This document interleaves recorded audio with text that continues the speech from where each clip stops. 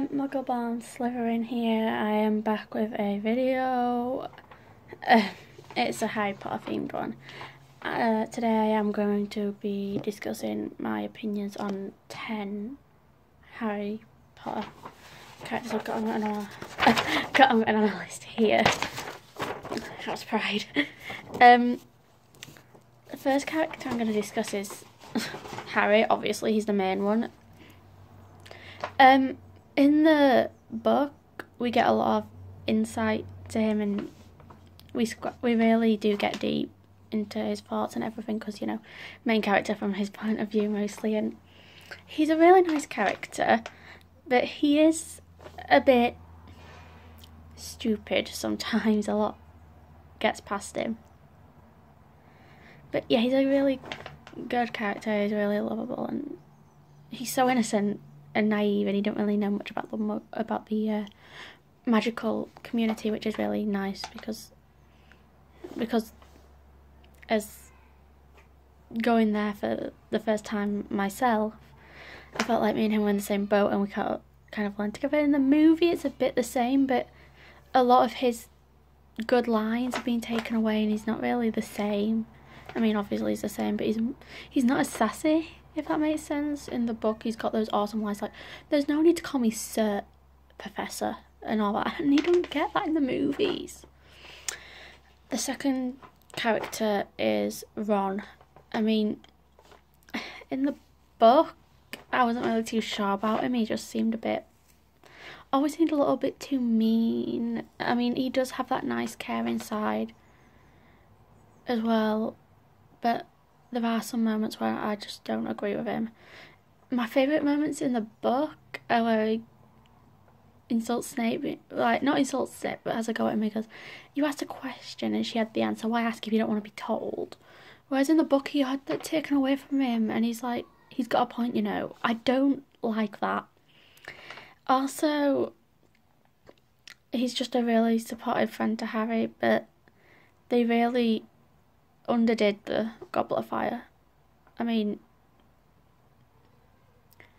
I do like it because in the movie it gives Hermione a chance to have that awesome line.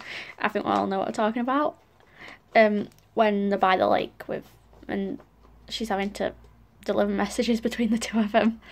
I'm not an owl, but they overdid it in the movie, just the tiniest bit in the bedroom scene where they initially fall out. He's overall a really good friend, and they don't show it enough in the movies and get rid of all his best moments. My next character I'm going to talk about is Hermione. She, at times, I feel like I could be a Hermione, if that makes any sense. My friend, he came up with this thing, if he wants to say how smart I am, he goes, "You're such a Hermione," and like, we have this running joke where he's Harry and I'm Hermione, and it's really nice and funny considering I am the embodiment of Hermione most of the time. But she's really nice. She's a caring character who's Muggle-born, yet she knows more about the wizarding community than Harry. She's always getting top marks, and she's just really smart, but she's one of those people where she teaches girls that being a princess isn't everything. It's okay to be a warrior as well, but she's someone you can look up to, considering that Emma Watson is a bit like Hermione herself, the one who plays her. But in the books, she's also really well done and good.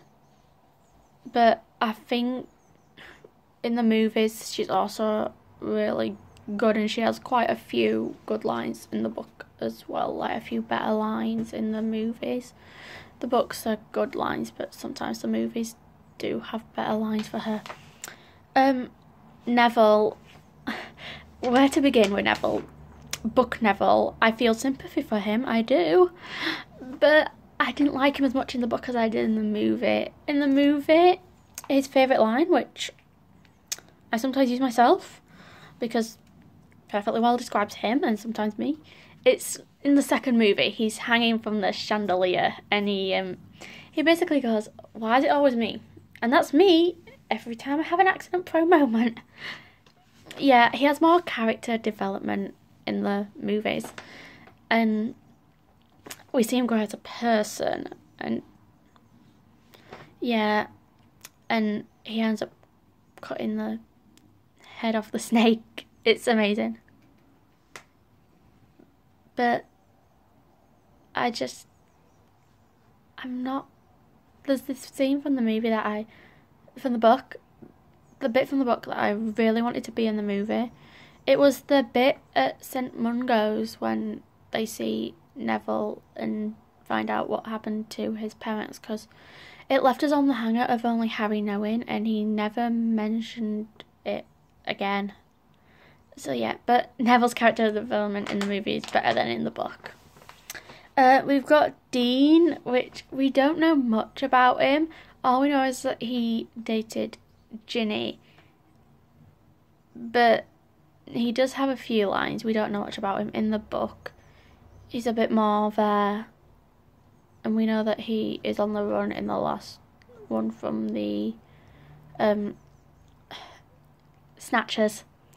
Seamus, whatever you want to call him. His book character is quite good, but I like a lot of how he says stuff in the movie, especially that first line you hear him say about his mum and his dad, and it was a nasty shot when he found out that his mum was a witch.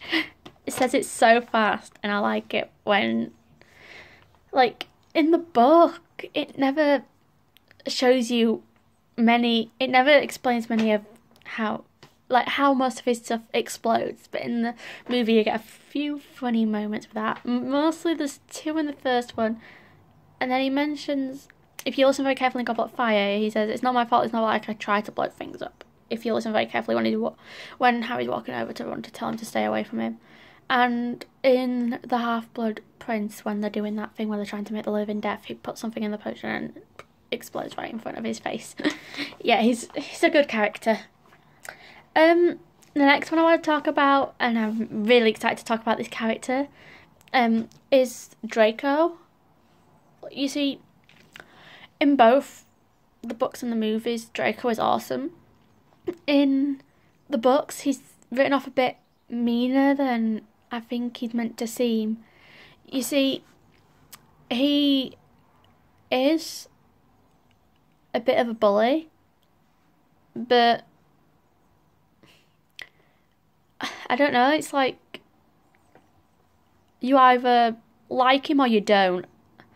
In the movie, we see more sensitive side of him, like you see the fear in his eyes when he's in the room of requirement in the last one, and he actually kind of cries when he's forced to kill Dumbledore with that little bird, and he's like crying because he thought he's like the cause of its death and everything.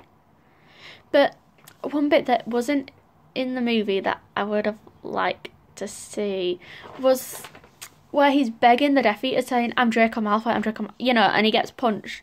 Well, he gets saved by Harry, Ron and Hermione under the invisibility cloak, and then Ron punches him and said, "That's the last time, that's the second time we saved your life tonight, you two-faced." Yeah, I would have liked to see that because it shows him at his most vulnerable, and it would have been really nice to see. The next character is Sirius Black. I feel like we see more of him in the books because he's more present, like at Christmas and everything, and he's a really nice, caring character. But we see more of his sarcastic, funny side in the movies, especially when he's insulting Snape and he's like, "Why don't you run off and play with your chemistry set?" It's really, really good. And I actually cried when he died. His death scene makes me really emotional because he was such a good character. Either way, the next character is Lupin. Now, for me, Lupin was a very good character. He was in there longer than Sirius, but he's always been there for Harry. If you read and watch all the way through from Prisoner of Azkaban, you do realise he is there quite a bit for Harry and gives him advice. He seems a bit irrational in like 1 or 2 moments, but that's not a lot. He's mostly rational about things and is logical. He's like, if Sirius had a Lupin in him, it would be the logical side. Lupin is like the complete polar opposite of Sirius, and they complement each other as friends. So I feel like them two being friends with James Potter, it would have evened out James. Like, Sirius as his devil and Remus as his angel, although it would have been the other way because he's mischievous good, and yeah. I don't know how that would work, but yeah, it just seems like that's what would have, that Lupin is a good character and his death wasn't really, he didn't deserve to die after his son was born. So yeah, the last character is the 10th character. I can't believe I got through this all. 10th character is Severus Snape. Now, I know there are some YouTubers out there like The Bakey, big fan of her work, who are like really, really big fans of Snape. She's like convinced she's in a relationship with him, so yeah. He's a good character. In the movies and the books, he's pretty much the same. But I feel more emotionally supportive of the movie version of Snape, especially since he's played by Alan Rickman. Alan Rickman plays him so well, and the way he's walking around his cloak, bellowing behind him, looks like there's like an explosion or something going on behind him. It looks really cool. I get really emotional with his death. Like, I didn't used to, but as I grew up and I learnt more and I read the books, after I read the books I watched the movies, and because I watched the movies and then I read the books and then I watched the movies again. I think I watched the first 2 movies, read every book except the first 2, watched all the rest of the movies, then read the first 2 books to reread them all again.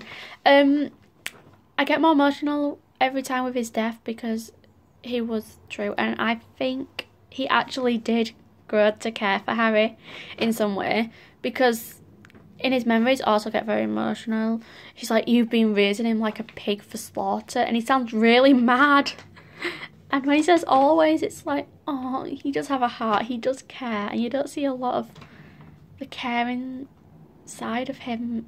So yeah, Snape, massive character, really good character. In the end, you realise his full worth throughout the entire series, and you realise why J.K. Rowling didn't kill him off till the last movie, book, whichever you want to think about. That is all for now. I will try and upload another video sometime soon. I don't know when. Yeah, please subscribe, like this video if you like it. If you want to see more videos like this explaining my opinions on Harry Potter characters, I think I did enough. Comment down below as well. And I'll see you next time.